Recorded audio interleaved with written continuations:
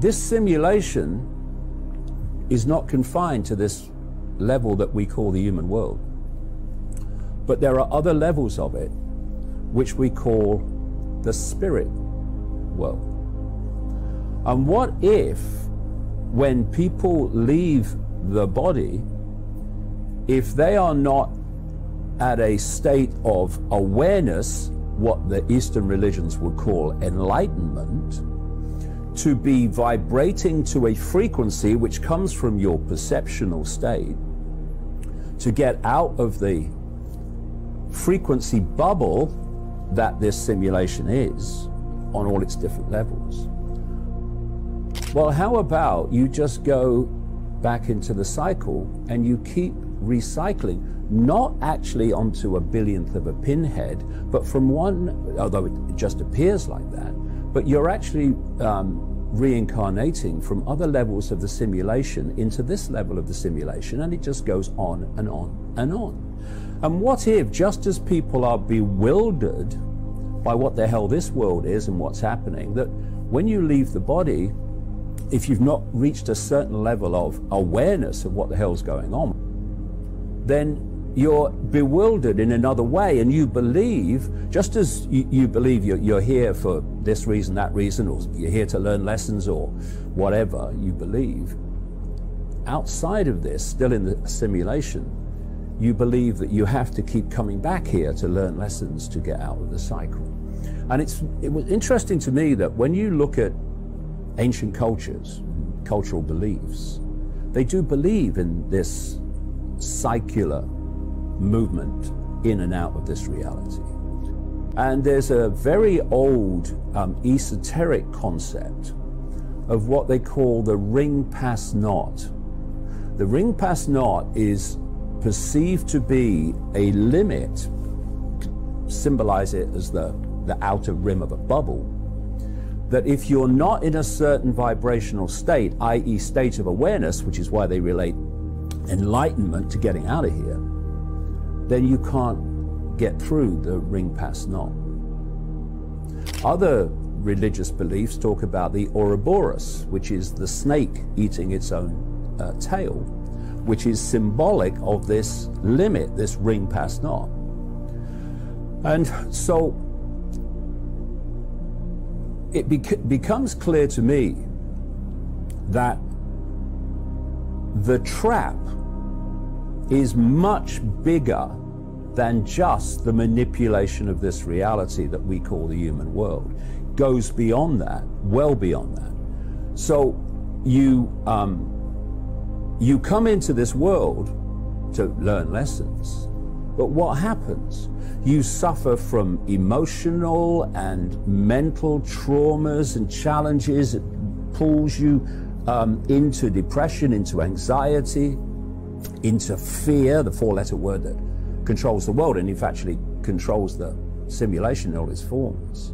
And you leave the body overwhelmingly in a low vibrational state, so you don't get out of here. The idea is that you keep control of perception, i.e. frequency, to the point where no one gets out of here. And you know, there are traps everywhere. Like there's the trap of, yeah, it's about reincarnation and learning lessons. It's a freaking trap. It's not about learning lessons. We don't have to learn lessons. We are all that is, has been, and ever can be. We don't have to learn lessons to stop incarnating on a billionth of a pinhead or into this level of the simulation, whichever you choose to symbolize it as.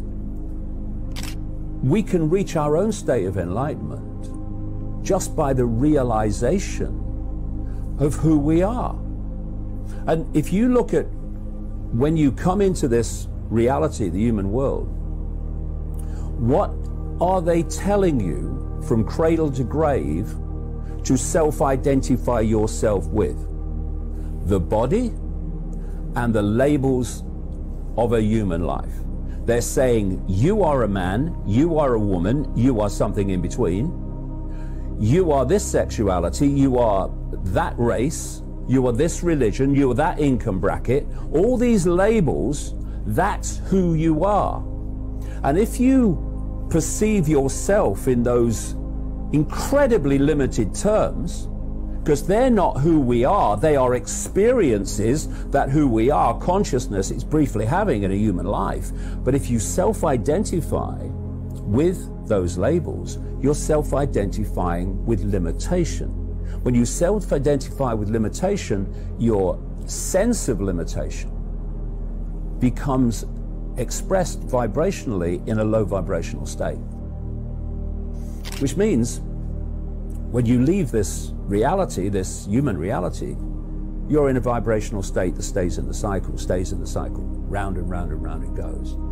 And, you know, the other part of the trap is, where did the simulation come from?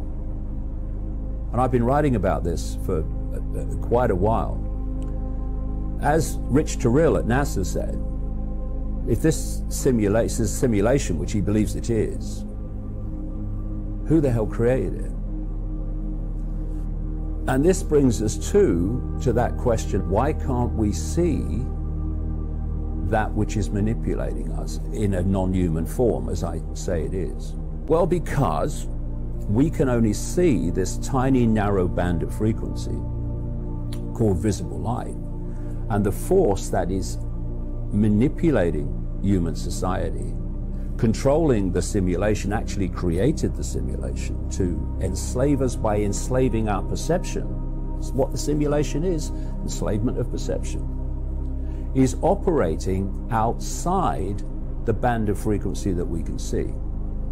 And if we call this reality the third dimension, keep it simple, and a higher or another level of frequency high enough for us not to be able to see it, the fourth dimension is what spiritual people call the astral dimension or the astral plane.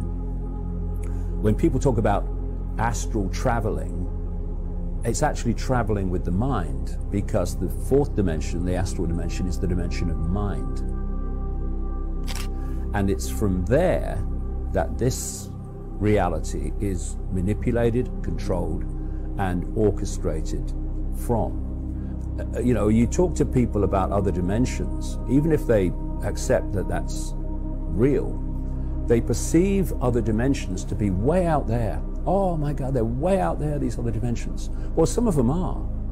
Some of them in frequency terms are so far from the frequency band that we're operating in, it's just ridiculous how far away they are. But other dimensions, like this astral dimension, the lower level of it, the lower frequency level of it, actually is fusing into this. It bleeds into this reality. And if you look at how they describe the lower levels of the astral plane, the fourth dimension, what they call the lower astral, and you talk to people in different ancient cultures, you talk to people in the spiritual movements of today, they'll say that's the place where the demons are. That's the place where the demonic consciousness is. That's where the darkness is, as they would call it. Then, when you get out of here, you're hitting this, these other levels of the simulation that are recycling you back in the form of what's called soul. We talked before about the way to get beyond this trap at this level. The answer to getting out the whole thing is exactly the same. It's the same answer. See, every time we think, every time we feel emotion, we are generating a frequency. We are vibrating on the frequency related to our perception and our mental and emotional state all the time. So you'll get people who are in a state of depression or anxiety or fear or whatever, and they'll say things like, oh, I feel so heavy today. I'm so heavy. And that's because their state of being, their emotional and mental state, is generating a low, slow frequency. And so they feel heavy because their energy field becomes dense, because it's not vibrating quickly. And then people who are feeling joy and love and happiness, they'll say, I feel so light today, right? Because they, from that mental and emotional state, are generating frequencies, very high, fast frequencies, that make their energetic field vibrate very quickly. Now, this ring pass not is only stopping people getting out of this nonsense if they stay within the frequency of this ring pass not. And this is why this force and its global network, its global cult, does not want people joyful. It doesn't want people happy. It doesn't want people expressing love. It wants people in anxiety and fear and what's going to happen next, and what about the kids, and are we going to put food on the table, and what about the rent, and oh my God, have you seen the price of energy? That's what they want. Oh God, there's a war now. That's what they want, because those responses, those emotional states, are holding you within the simulation, within the ring pass not, or the Ouroboros, as some call it, like I say. When you leave the body and you are in a higher enough vibrational state to pass the ring pass not, you just go through it. You see, you know, you can have two radio stations in the same analog system who are on completely different wavelengths, and one goes straight through the other. They're in the same space, but they're not interfering with each other. To the two radio stations, their wavelengths are so far apart, the other one doesn't exist, not even aware of it. So when you leave the body in this high vibrational state, there is no ring pass not to you. But if you're in a low vibrational state within its frequency range of the simulation, you won't get out. And the reincarnation cycle goes on and on and on and on. It comes down in the end, and this relates to something I mentioned earlier, it comes down in the end to self-identity. See, one of the things comes down in the end, and this relates to something I mentioned earlier, it comes down in the end to self-identity. See, one of the things I question and challenge is this concept of soul. I know it may seem like semantics and words, but they're words to describe something that's different to something else. So people that believe that death doesn't mean the end, you're not just a body and you die and then you disappear. They talk about soul. Religions talk about soul. But soul is that level of consciousness that is recycled through the reincarnation cycle. For me, what we are, and I'll use this term, we are spirit, and I'll use the definition of spirit to me is that which is aware that it is all that is, has been, and ever can be. It is not the body, that's an experience. It's not even soul, that's an experience. It is spirit that is connected to all other spirit. At that level of awareness, you know that you are a point of attention within all that is, has been, and ever can be.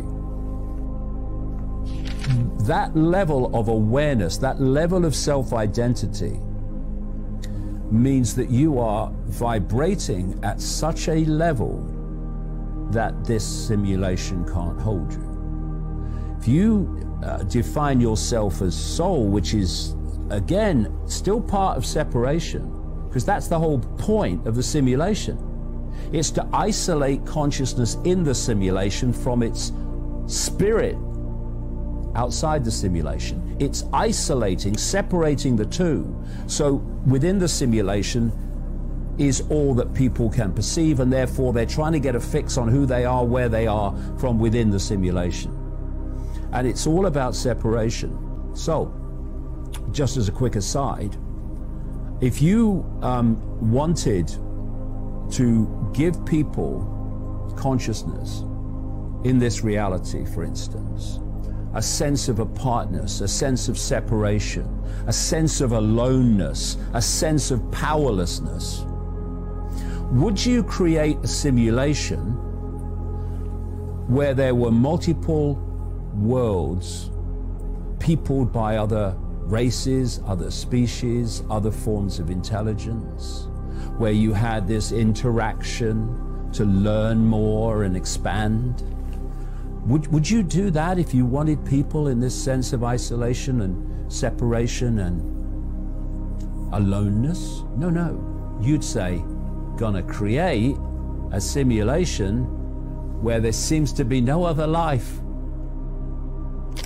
So you look at the night sky and you're seeing all those lights, all the stars, all those planets, and if what they say about it is true, this is just an absolute fraction of what possibly exists, although I think there's more to know about that.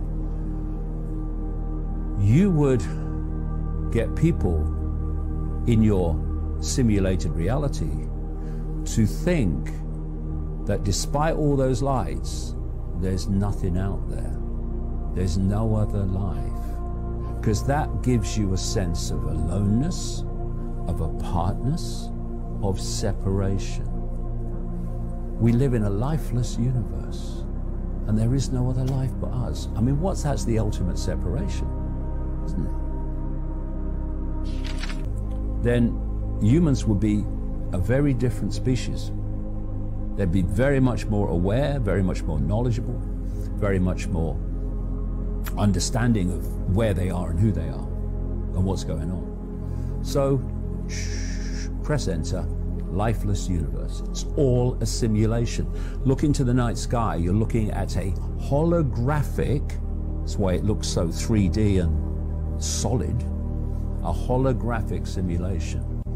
And so all the pressure, all the encouragement when you're living a life in this reality alone is to think small, to identify with the body and the labels of the human life, which are limitation. I can't, it's not possible.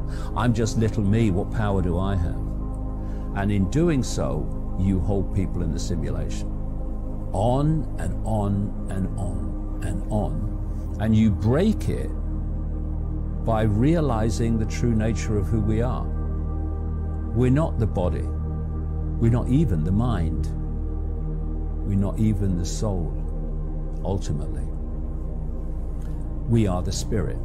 All that is, has been, and ever can be, currently having a human experience.